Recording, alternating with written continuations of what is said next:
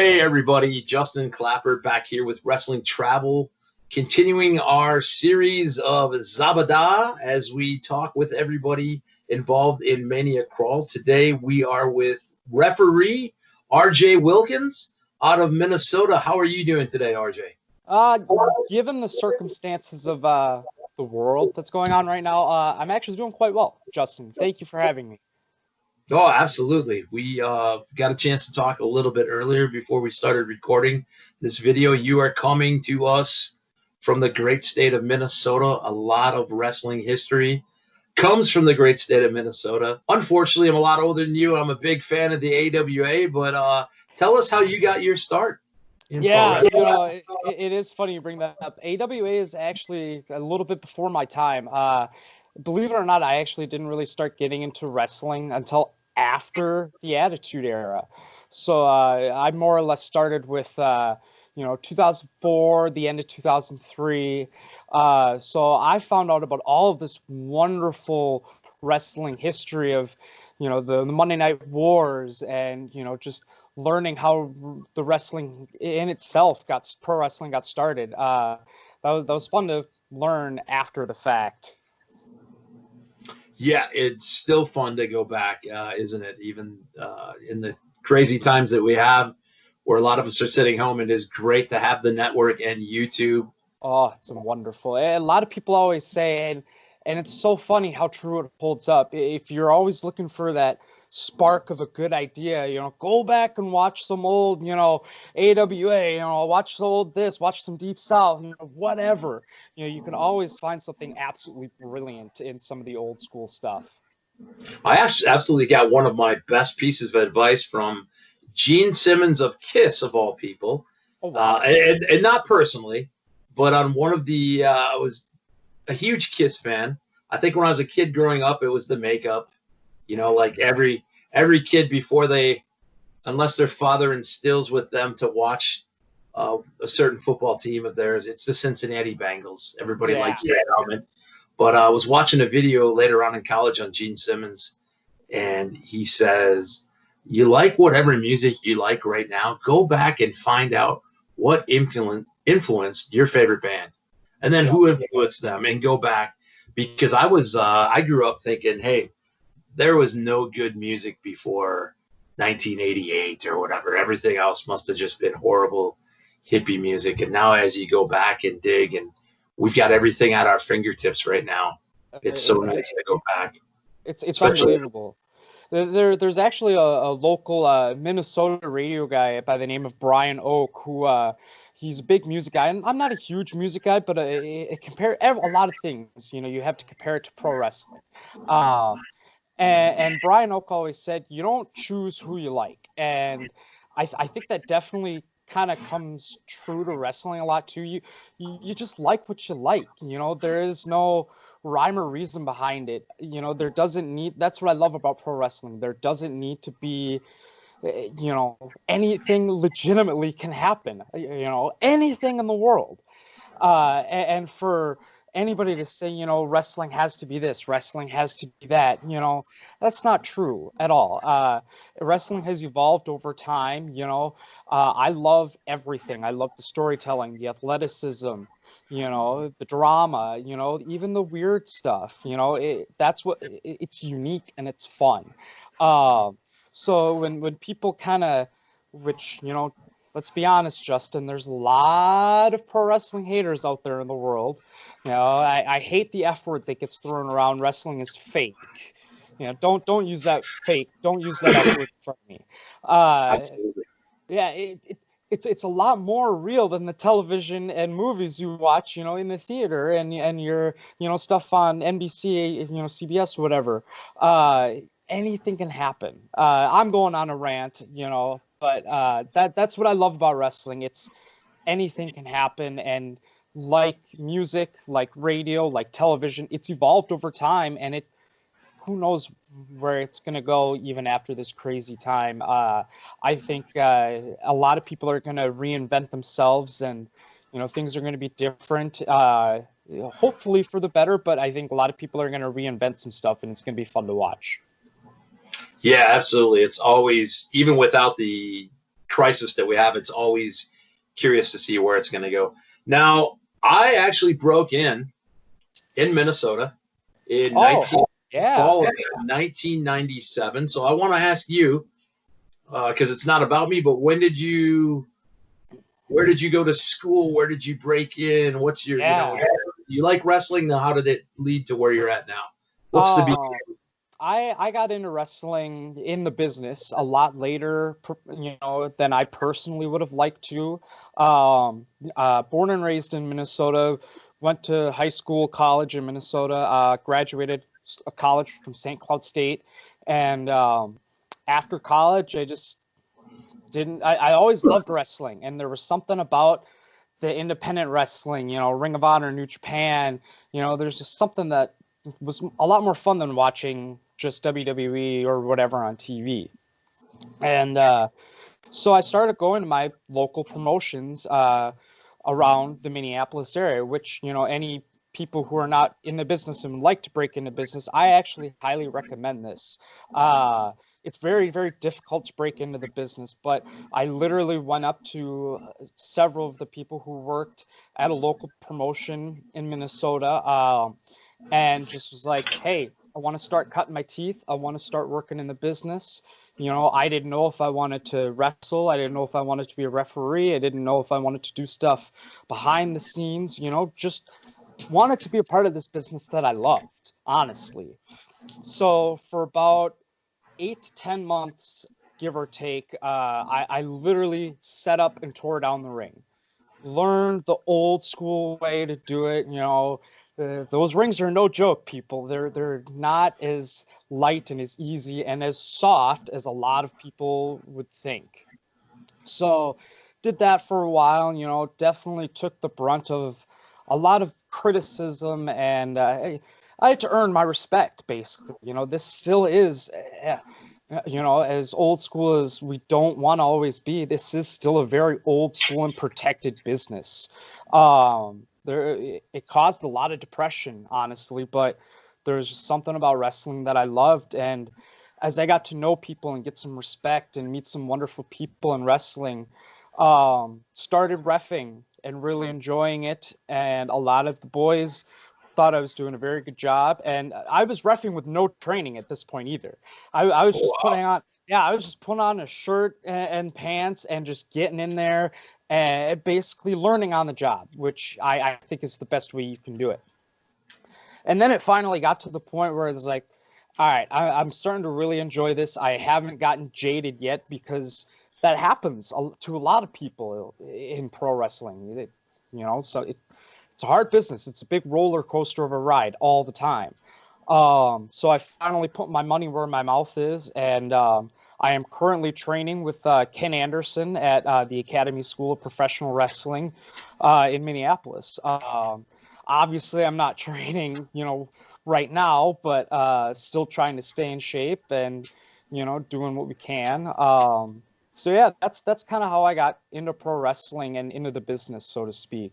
So started from the bottom and got some respect and had some fun, and boy, oh boy, I'm a completely different person. So I've actually only been in the business for about not even 2 years now, actually, Justin. Wow. And you don't know how, I don't know if you've noticed the big smile on my face. We have a really poor connection, but when I hear that you setting up and taking down the ring, I've been in Wisconsin, all over the place, spent a lot of time on the East Coast, came back the last few years, got a chance to get back in the ring. Very limited, as my knees and everything are shot, but went to set up the ring and these quote unquote indie stars. It's me, a promoter, and one other guy, a vet, setting up the ring for the most part. And I'm thinking, what happened? It's funny. I'm an old school guy. I'm too nice for my own good, and I know that can ultimately be my downfall a lot of times in this business. But I knew just from even before I started in wrestling, watching all this stuff on the WWE network, behind the scenes stuff of, You know, look at Paul Heyman, for example. You know, he conned his way into the business, you know, claiming he was a photographer, and then things just kind of went up from there.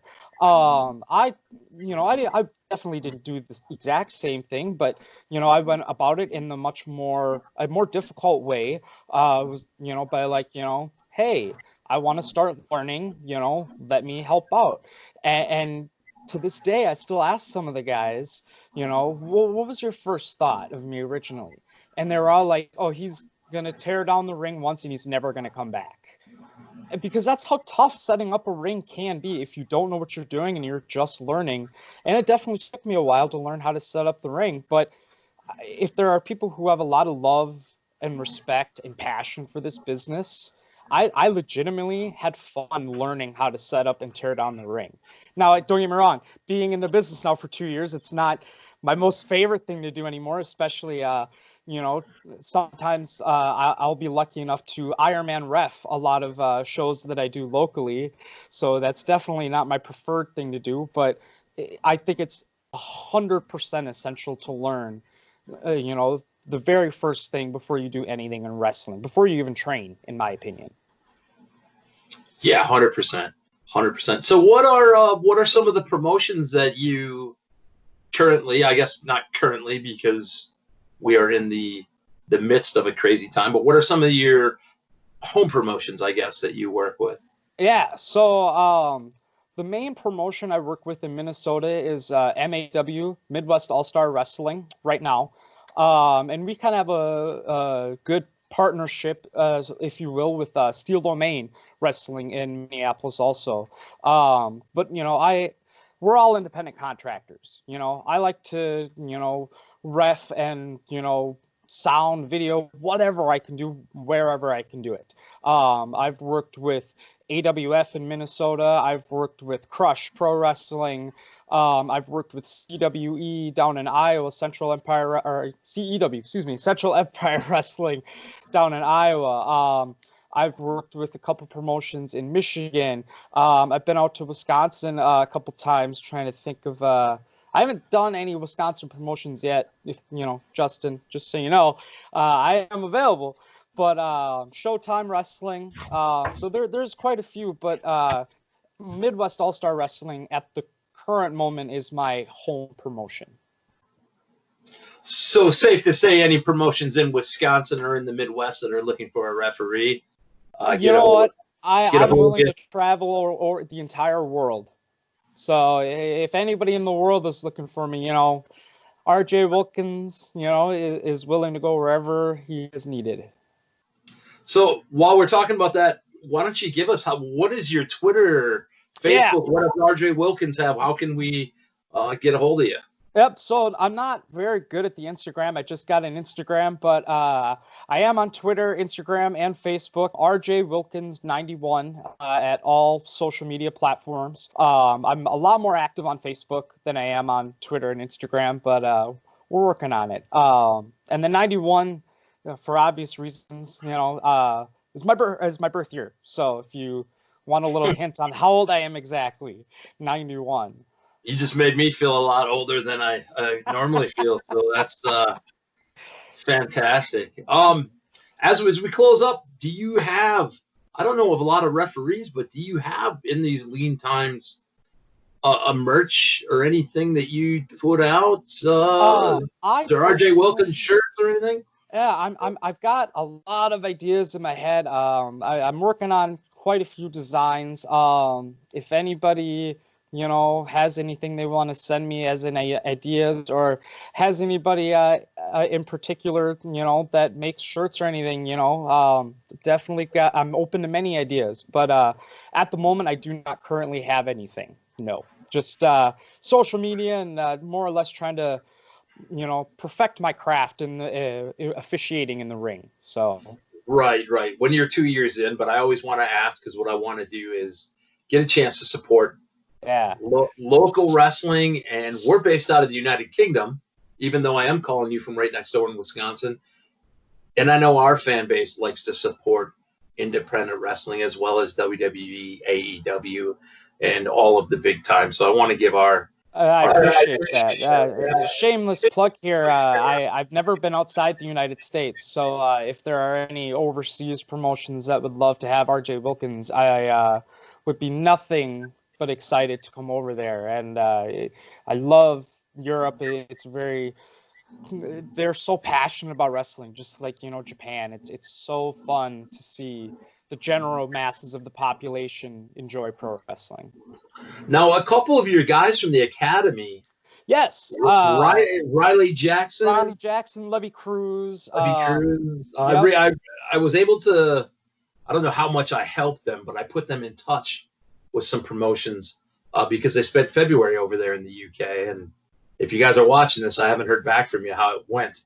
But I know they've gone twice at least. I talked to both of them after they went their first time, and they said they both loved it. They were very excited to go back the second time. So I haven't talked to them since they've been back the second time. If I'm assuming they went the second time, but yeah, yes, I did see some pictures and stuff that they had posted, and I know they worked for the Knight family up in Norwich, and I got them in touch with as many people as we can. But as the business goes, a lot of people had bookings and stuff. Yeah, And both then amazing and wonderful guys. Yeah, and low key, hush hush. There's a lot of drama. Like everywhere going on in pro wrestling. It's the same thing in Minnesota as I'm sure it is with Wisconsin. So, yeah, a lot of guys can do certain things and a lot of guys can't do certain things.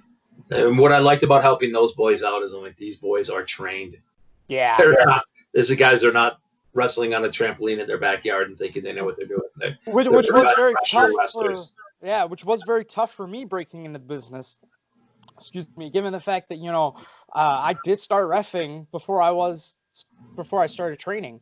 But I was very lucky. I kind of started out in those smaller shows. So like I said, I was setting up and tearing down the ring for 8 to 10 months, and then my very first show reffing was in front of maybe 15 people, maybe, in a tent in the middle of nowhere in South Dakota. So, and then once kind of people saw some videos of that, I did some other stuff, kind of locally, and I could tell I wanted more respect, and you can always learn something. So that's where I decided to put my money where my mouth was and finally train with Ken Anderson. So I'm not fully trained, but a lot of people are very stunned when they hear how little I've trained so far, or when I started reffing that I wasn't trained. Yeah, and it's a constant learning. A lot of people, if they have not been to an indie show, I am a fan of going to shows, even though I've been doing this for so long. When there is only 10, 15 people, it is just nice to be able to watch everything. So we are going to wrap it up here because our connection is a little bit crazy. But one of the last questions I wanted to ask you is, who would be your favorite wrestler of all time? I think we talked before. I hate to ask the question. I think I might know where it's going to go. But if you had to pick one, and I'll even let you pick 2 or 3 if you need to. But I will pick one. And this will be a callback, and I think you are going to know who it is because I basically did say it right away before we started, this interview. And even my friends give me a hard time for this. It's definitely Triple H. Not only from the things he did inside of the ring, but what he does outside of the ring, with this new generation of NXT, and just the fact that you can visibly see that he cares. And he was one of the first few people I started watching when I got into wrestling. So make fun of me for it. That's fine. I don't care. But it's Triple H with a bullet. Mine is Greg Gagne, so I take a lot more heat than you'll ever take. So yeah, come to the Academy. You'll take a lot of heat for that. So RJ Wilkins, I want to thank you. Obviously, thank you for the video help that you did with Mania Crawl. We raised over $3,300 for the Red Cross in this time of need. But also thank you very much for agreeing to sit down and have a chat with us. And if there's anything that Wrestling Travel or any of us fans can do for you in the future, please do not hesitate to reach out. Yeah, absolutely. Thank you so much for having me, Justin. You guys and everybody at Wrestling Travel, have been nothing but wonderful and nice and so charitable. And I really appreciate you guys for everything that you guys do. One thing I do want to say to the fans is, even in this tough time, I know the big boys, WWE and AEW are always the main talk of the town, but to support them, you got to support your local indies, I feel like, first. Because before any of those guys get to AEW and WWE, they start here.